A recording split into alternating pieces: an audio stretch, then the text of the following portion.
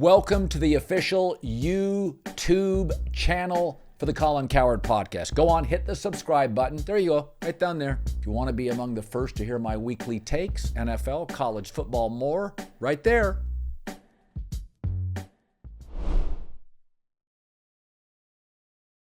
I thought Dallas had a weird draft, and I thought Tennessee taking alignment. The Titans are a mystery to me. So they take this Devontae Sweat guy from Texas.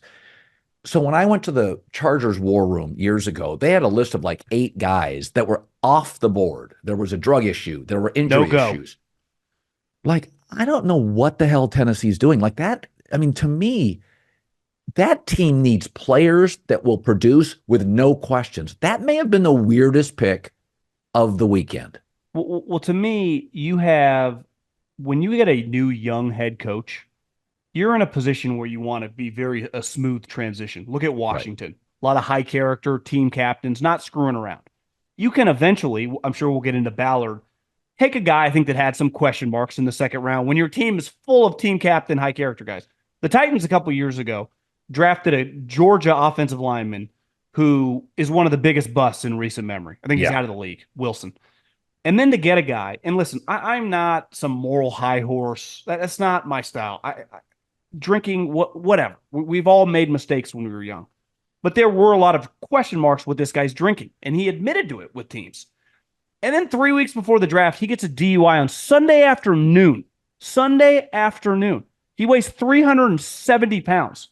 So to get a DUI over 0.1, the amount of alcohol he has to take is a lot different than me or you under 200 pounds. So you just start factoring that in. He was off draft boards. Not even a question. Off several draft boards. Just because it's like not even worth it. I've been to Nashville twice. Probably spent a total of 12 or 13 days. I drank every single day I was there. It is a party town. No question. There is a lot going on. It is much closer for people that haven't been there to New Orleans or Vegas than most people realize. There is and they play, and their stadium is right in the mix. So to have a guy, it's one thing if you're like, well, he fell to the 5th round. This guy was a second-round talent. Okay. They drafted him right where his value, who's going to go early second round. Best case, if everything off the field was clear, because he's a stopping defensive tackle, not a pass rusher. I don't get it. When you just had a character issue a couple years ago, and this guy literally got a DUI a month ago, and you already knew those were question marks, and you have a brand new head coach, why would you screw with this? Why would you mess with this? I don't get it. Yeah, no, I thought that was the worst pick of the weekend. And I also think you're right. Nash Vegas is what they call it. And I also think that I was told years ago, it may have been by Mike Lombardi when he was at FS1 briefly. He said, listen, if you're in a port city, New York, Los Angeles, New Orleans, Miami, like those are livelier city. There's more restaurants. There's more alcohol. Those are port cities are fun.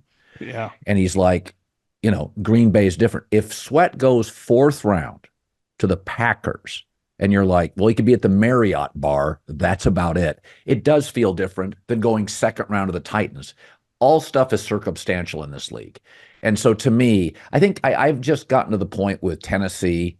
I always thought they were well run. I think they're a bit of an S show. I really do. The last couple of years, letting go of Vrabel, and I know Mike. I've talked to Mike on the phone. I've texted him. I don't think they know what they're doing. I just do not think they know what they're doing. I like the new coach. He brings his dad. I mean, I was pretty bullish on what they're going to do, but this general manager, Rand Carthen, he came out and said a couple weeks ago in his press conference, this is my first draft, taking a shot at Mike. Like, no one let me do anything before. Like, good luck, buddy. I mean, this is not, he comes from the 49ers where they were not messing with this type stuff. So to do it, if it is your first quote unquote draft, I can't get over. It's one thing like Dak. Remember, he got a Dewey or whatever, got in trouble. But everyone knew the character was not a question. It's like, listen, he made a bad mistake, stupid, whatever. A guy with consistent character marks, when you get in trouble for the draft, it's like absolutely no chance I can trust you. 0 with a high pick, because I'm taking a guy in the top 40. That's a valuable pick. I mean, some of those guys in the from 32 to 38 are going to turn out to be some of the best players in the draft that happens every single year. So to invest in that player after you got in trouble in your city is like, It's like the opposite of what the Rams are doing. Getting super high character, guys that Captains. everyone swears by. Like, what are we talking about? This is why I saw it at the combine. It's so enlightening. You walk by and you just see like, yeah, this team's got no shot. This team's got no shot. This team's running circles around you. It's not a fair fight. Yeah, I spent the weekend, I spent Saturday 8 hours eating, smoking cigars and cocktails with Steve Keim. We had like one of the great days of our lives. We found a cigar bar and we just talked NFL, watched the draft, and talked stories. And some of the stuff Steve Keim had to deal with in Arizona, he was with them like 24 years. I mean, he got Yeah. like the first scouting job up. I don't think fans, I don't think fans realize two things. One, half of these owners are impossible to work with. I mean, listen, Ballard is dealing with the most impulsive guy in the league. Bidwell, Woody beyond Johnson, Woody Johnson, like beyond, it would be like having the worst boss of your life. Not really beholden to any corporate structure. who Just, owns the company, has unlimited money, and who's nuts. yeah, I mean, Keim had to deal with stuff here on game day and after games, parking space issues when you got a right tackle that his season ended. It's insane. And the other thing is, fans tend to think everybody's equally competent. And it's like, I mean, there are people in every industry, including the NFL, that they just don't know what they're doing. And I think, I mean, there are power struggles going on with coaches. I mean, Bill Belichick, his last 5 years when he controlled the draft. I mean, I talked to a GM over the weekend who said you wanted to do business with them. Like Bill didn't really quite know what he was doing in the personnel. He didn't really know exactly what he was doing. He was a great coach, but you could work him a little bit in personnel. So I think you look at Tennessee right now and it just doesn't look organized. And I think it's a problem throughout the league. I mean, let's be honest, the Raiders don't feel as buttoned up as Kansas City. I think everybody can see it, right? Yeah. And the Chargers immediately get two guys, one from Baltimore and Jim Harbaugh, and feel like they know what they're doing. Right. Now, I always thought Tom's a good GM, but the Brandon Staley element, it's hard because you can't just draft players you like that your coaching staff doesn't like. So there's always a give and take. But I watched a lot of press conferences after the draft on all the days, and McVay had a really good take where he's like, the symmetry 7, 8 years into this makes doing business a lot easier with the two of us and our scouts and our coaches. Like, we kind of know what we're doing now. Right. Right. John Lynch and Kyle Shanahan have been in a draft room and Sean McVay and Les Snead for 8 years together. That's longer than Howie and Sirianni. And a lot of, Brett Veach and Andy Reid have been together. Now, Veach hasn't always been his GM for 20 plus years. Right. When the Ravens come on, Ozzie Newsome retired like 5 years ago. He still sits at the head of the table. He sits at the head of the table. Like where your dad or grandfather would sit, Eric DeCosta sits next to him. So it shows their power dynamic. John Harbaugh's been the coach there since what, 06, 07? Like they're just on the same page. I asked Steve Keim, I said, who's the best run franchise in the league? He said Baltimore. He said Baltimore. He said the owner is down in Florida, never meddles, empowers his employees. He said Baltimore is the class of the league. So they have unlimited money. Yep, totally supportive of Harbaugh.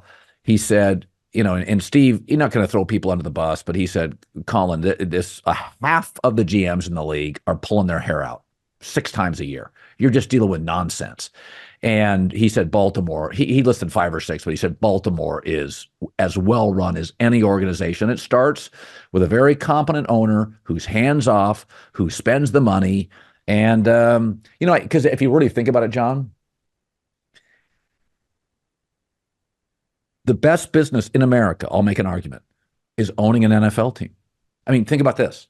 Name another business that gets billions of dollars of free advertising a year. Essentially, you're a TV show. Oracle's not a TV show. Apple's not a TV show. Amazon's not. Well, Amazon kind of got into that business. Yeah.